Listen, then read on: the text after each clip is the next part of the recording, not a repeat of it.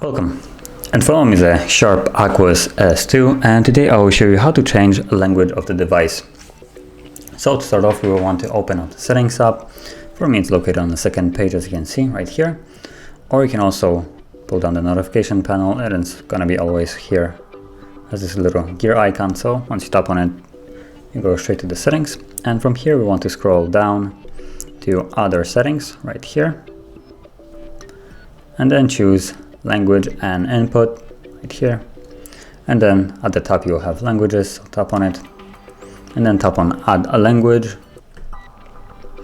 and you can choose whatever one. So I'm gonna tap on a language, and then you will see two languages, right?